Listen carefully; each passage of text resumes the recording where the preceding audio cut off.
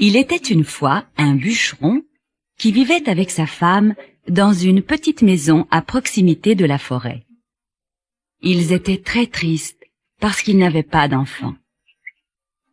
« Oh, mon Dieu, j'aimerais tellement avoir un bébé, même s'il n'était pas plus grand que mon pouce, » soupirait la femme du bûcheron. Merlin l'enchanteur, qui se promenait dans la forêt, entendit sa prière. « Quelle bonne idée! Un enfant pas plus haut que le pouce !» pensa l'enchanteur. Et il décida de réaliser ce rêve si original.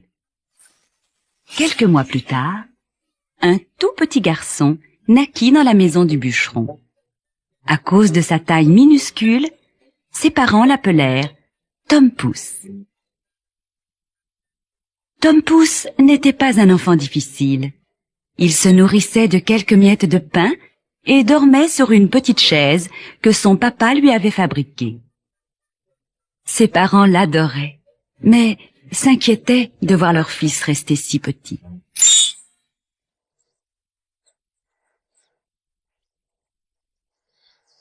Un jour, en partant travailler, le bûcheron soupira. Quel dommage que Tom soit si petit.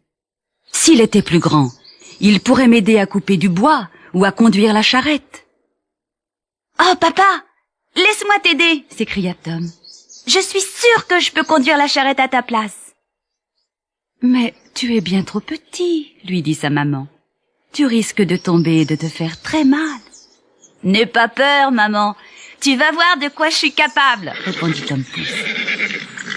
« Montre-moi d'abord comment tu vas t'y prendre, » exigea la maman, morte de peur qu'il n'arrive un accident à son petit Tom. « Installe-moi dans l'oreille du cheval, maman. Je vais lui expliquer le chemin, et quand je serai arrivée dans la forêt, papa me fera descendre. »« D'accord. Mais promets-moi de bien faire attention et de ne pas t'arrêter en chemin, » dit la maman. Tout se passa à merveille. « Cheval! Au trot, au galop! À droite! À gauche !» commandait le petit garçon. Et le cheval lui obéissait au doigt et à l'œil.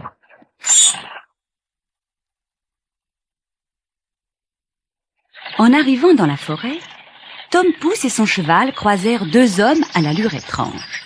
« Bon sang, comme c'est bizarre! On dirait que ce cheval se dirige tout seul, » bougonna un des deux hommes en voyant passer le cheval. « Mais non, » répondit son compagnon. « Écoute, on entend une voix qui lui parle. » Ils se cachèrent derrière un arbre pour mieux observer. Et à nouveau, ils entendirent la petite voix. Les deux hommes décidèrent alors de suivre ce mystérieux cheval. Le papa de Tom Pouce était en plein travail quand il vit arriver son fils. « Bravo, tu ne t'es pas perdu dans la forêt. C'est très bien, je te félicite, petit, » dit-il à son fils en le sortant de l'oreille du cheval. Vous imaginez la stupeur des deux hommes quand ils virent un si petit garçon. C'est alors que l'un d'eux eut une idée. « Hé, on pourrait le montrer dans les cirques.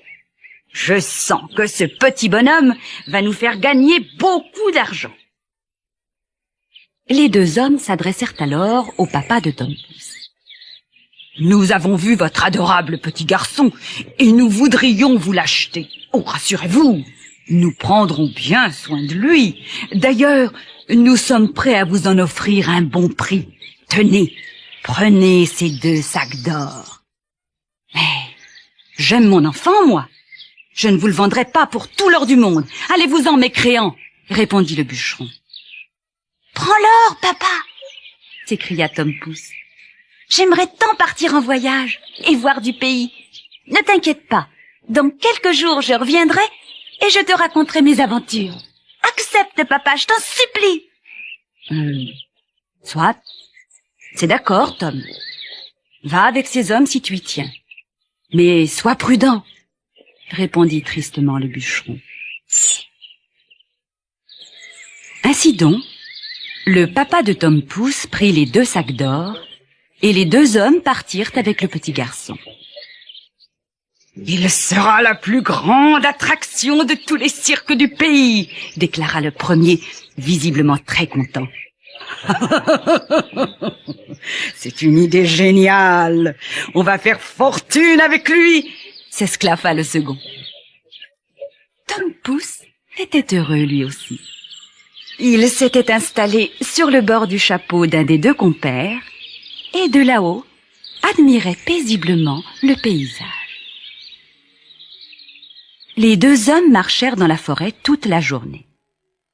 Le petit Tom était enchanté de la balade, mais quand la nuit fut tombée, il s'écria « Hé, messieurs, posez-moi donc un peu par terre. Il fait noir et puis j'ai sommeil. »« Pas question, tu es très bien là, et tu ne descendras pas, » répondirent les compères.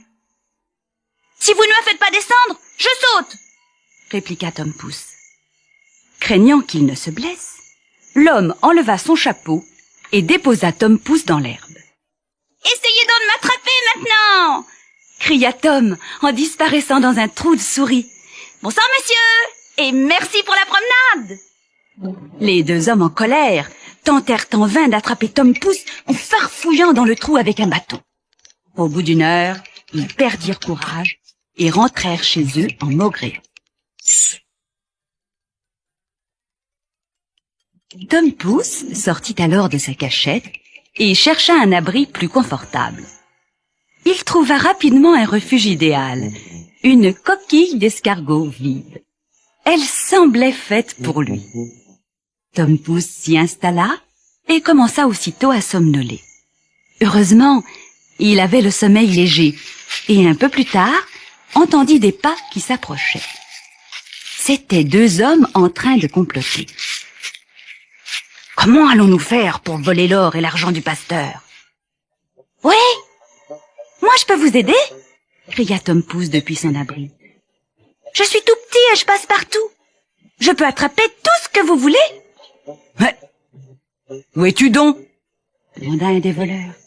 « Je suis dans la coquille. Ramassez-la !» répondit Tom Pouce. L'homme se baissa pour prendre la coquille et regarda à l'intérieur. « Oh, c'est inouï! Un tout petit garçon! Il a raison, prenons-le avec nous, il nous sera utile, dit-il à son compagnon. Tom Pouce conduisit les 2 hommes à la maison du pasteur et se faufila à l'intérieur par la fenêtre de la cuisine. Puis, il regarda autour de lui et se mit à crier assez fort pour être entendu par les propriétaires de la maison. « Il y a plein d'or et d'argent! Que voulez-vous que je prenne ?»« Chut! Parle moins fort! Tu vas réveiller tout le monde !» répondirent les voleurs à mi-voix. « Comment ?»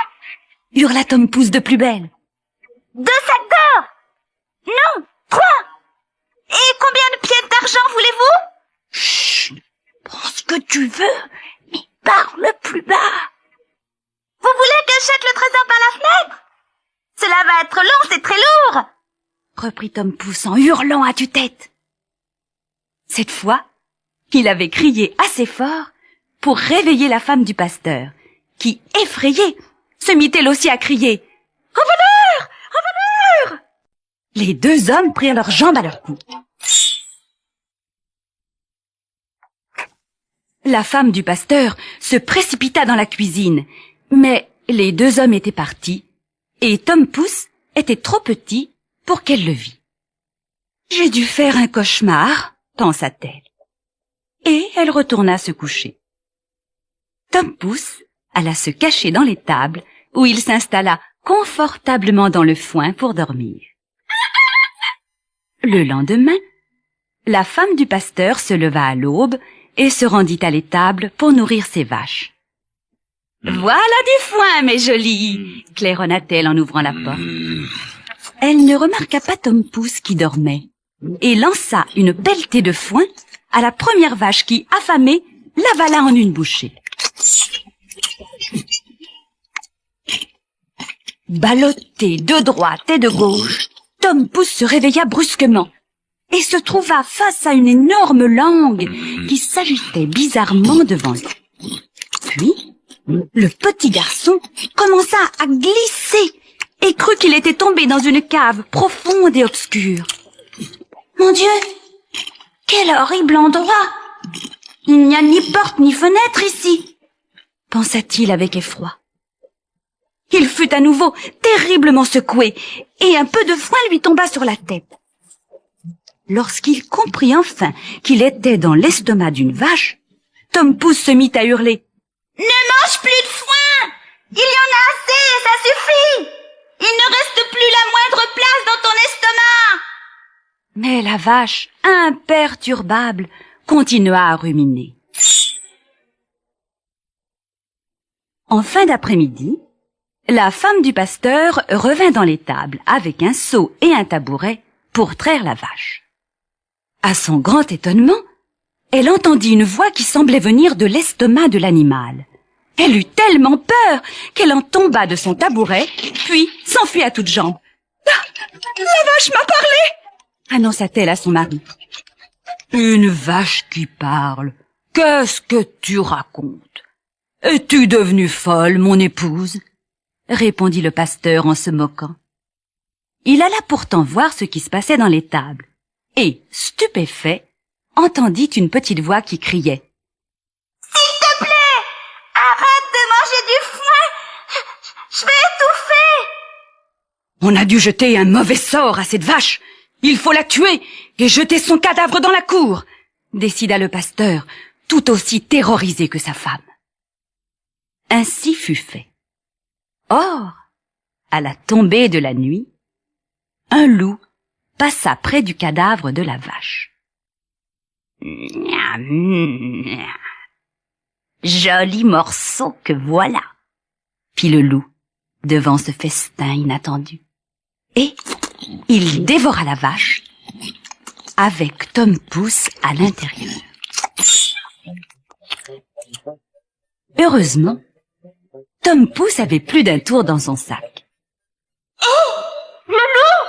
s'écria-t-il. « Si tu m'écoutes, je peux t'emmener dans une maison remplie de bonnes et belles choses à manger. » Le loup, qui avait déjà le ventre plein, demanda si la maison était loin. « Non, non, c'est tout près d'ici !» répondit Tom Pouce. « Écoute-moi, pour y aller, il suffit de traverser le petit bois, puis de se glisser dans l'égout. » Le loup suivit les indications de Tom Pouce. Il traversa la forêt, puis se faufila dans l'égout et se retrouva dans une cuisine comme il en avait toujours rêvé, pleine de nourriture appétissante. C'était la cuisine du bûcheron et de sa femme. « Serre-toi !»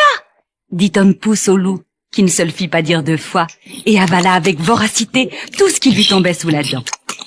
Il mangea tant et tant que son ventre devint aussi gros qu'un ballon. « Bon, ça suffit. Je m'en vais maintenant, » dit-il en se léchant les babines. « Attends un peu. Ton ventre est tellement gros que tu ne pourras plus passer dans l'égout. Profite-en. Mange encore un peu de tarte, » suggéra Tom Pouce. « Chut, tu vas réveiller tout le monde, » rétorqua le loup. C'était bien l'intention de Tom Pouce, qui fit un tel tintamarre que le bûcheron et sa femme descendirent l'escalier en courant pour voir ce qui se passait. Le bûcheron regarda par le trou de la serrure de la porte et dit à sa femme. « C'est un loup qui est en train de manger toutes nos provisions. Donne-moi mon bâton, je vais le tuer. » Sa femme lui donna son bâton et il se rua dans la cuisine. Mais, juste au moment où il allait tuer l'animal, il entendit une petite voix. « Papa, attention, je suis dans le ventre du loup !» Le bûcheron donna alors un grand coup sec sur la tête du loup qui, dans un grand hoquet, expulsa Tom Pouce de son estomac. « Ouf, un peu d'air frais !» fit Tom Pouce en défroissant ses vêtements. Le bûcheron et sa femme étaient fous de joie d'avoir retrouvé leur fils. Nous étions très inquiets, ta maman et moi. Tu nous as beaucoup manqué, mon fils, fit le bûcheron en prenant le petit Tom dans ses bras. Vous aussi, vous m'avez manqué, répondit Tom Pouce. Je me suis bien amusée, mais je suis très content d'être rentré à la maison. Tu es un si gentil petit garçon, lui dit sa maman. Maintenant que tu es rentré sain et sauf à la maison, nous allons bien prendre soin de toi. Et je te promets que, même si tu le demandes, je ne te vendrai plus jamais. Pas même pour tout l'or du monde, conclut le bûcheron.